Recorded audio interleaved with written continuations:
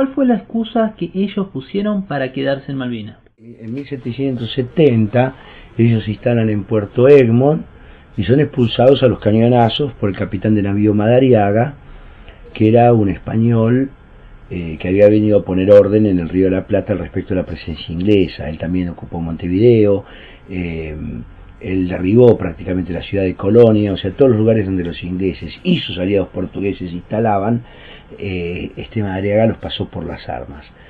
Los expulsa de Malvinas, tiempo después se hace un acuerdo por el cual ellos vuelven y pasado un tiempo se van por su voluntad de Malvinas. Esto ocurre en 1770. Pero a partir de ahí ellos se retiran de Malvinas hasta que en 1833 ellos ocupan nuevamente las Malvinas, asistidos por Estados Unidos, que primero ataca la guarnición y finalmente después atacan a Vernet. Ahí hay un elemento de soberanía muy importante, que es en 1821, el 6 de noviembre, se iza por primera vez el pabellón nacional en Puerto Luis, porque la capital no era donde hoy es Puerto Argentino, que después fue llamado Stanley.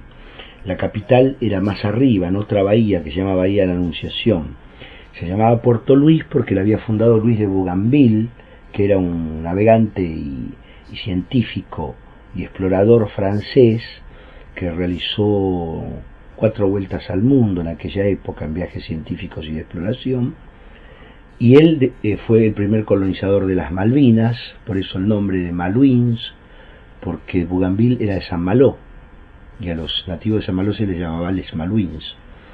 Y este Bougainville funda esa ciudad llamada con el nombre de él, Puerto Luis, y es ese el antecedente que nos da a nosotros derechos sobre las Malvinas, porque a raíz de los tratados internacionales de aquella época, esas propiedades francesas pasan a la corona española.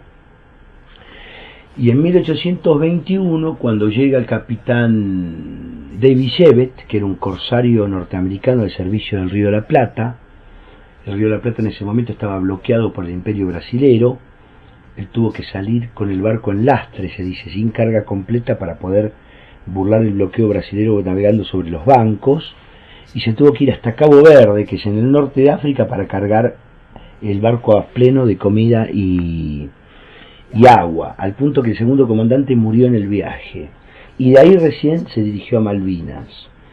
Cuando él llegó a Malvinas el 5 de noviembre de 1821, estaba en ese fondeadero de Puerto Luis Weddell, el explorador antártico que le dio ese nombre al mar de Weddell, que es el mar que está rodeando la Antártida en este lugar.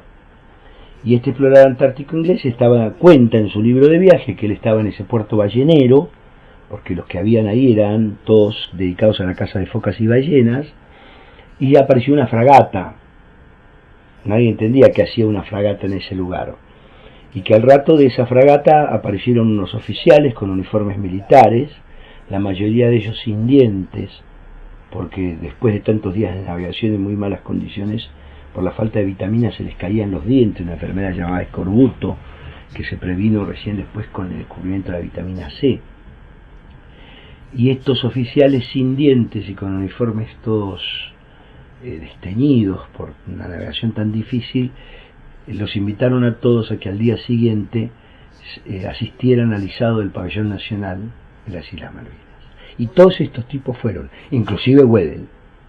Y esa fue la primera vez que se hizo el pabellón de Malvinas, y es otro antecedente también que los ingleses, este explorador antártico participó del izado del pabellón nacional de las Islas Malvinas.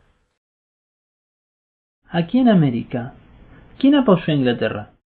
Inglaterra tuvo, en Sudamérica, tuvo el apoyo de Pinochet. Y recordemos siempre que Pinochet es un dictador que fue un asesino del pueblo chileno. Uno no puede adjudicar al Estado chileno y al pueblo chileno las cosas que hizo Pinochet, porque si no terminamos haciéndonos cargo de Videla y de otros personajes de esa clase. Brasil no apoyó a Inglaterra. Digamos, yo conocí, por ejemplo, a un submarinista brasilero que pasaron toda la guerra en inmersión en la frontera marítima del Chuy, sabiendo que eran blanco de los satélites ingleses porque eran potenciales aliados de Argentina. Había un batallón de comandos guatemaltecos que estaban listos para entrar en combate en el momento que se decidiera. Los cubanos también habían ofrecido ayuda, los peruanos mandaron creo que 10, 11 aviones, que los pilotos peruanos lloraban al tener que abandonar su avión y entregarlo a un piloto argentino. El coronel Gaddafi mandó 2 aviones llenos de armas y cohetes, al punto que se le devolvieron cargados con caballos árabes y con un torino, que él todavía lo tiene, de recuerdo que se le envió como para devolverle con algo el gesto que había tenido. Los rusos ofrecieron su ayuda. El problema es que la dictadura militar no estaba dispuesta a ir a fondo en la guerra con Malvinas. Y más terrible que la falta de apoyo, que en realidad el apoyo estaba pero no se aceptó, fue que ese mismo 2 de abril la dictadura pierde la posibilidad de ganar la guerra si hubiera declarado el no pago de la deuda externa ilegal, que estaba colocada toda en la banca inglesa. O sea que si el mismo 2 de abril la dictadura hubiera declarado el no pago de la deuda externa ilegal, la Thatcher hubiera tenido que salir corriendo a levantar sus bancos, no a mandar una flota. Por otro lado, se mantuvo en su cargo al canciller, que era abogado de empresas inglesas en la Argentina, y al ministro de Economía, que era otro abogado de empresas inglesas en la Argentina. Al punto que, por ejemplo, cuando se decide intervenir a las empresas inglesas, alemán se las ingenia para que los interventores sean pagados por el gobierno argentino, pero sean funcionarios de esas mismas empresas inglesas. O sea que la intervención no existió. O como por ejemplo la situación tan sabida de que los camiones de la Shell Argentina hacían fila en Punta Arenas para abastecer los buques que cargaban nuestro fuel para ayudar a la flota inglesa. Y las cárceles estaban llenas de militantes populares. En las cárceles no había testaferros de Inglaterra, no estaban los Lewis, los Benetton, los Brown, los Menéndez y todos los viejos cómplices de Inglaterra. En la cárcel estaban los dirigentes gremiales, los dirigentes estudiantiles, los militantes populares, los científicos, los periodistas. Argentina peleó contra Argentina.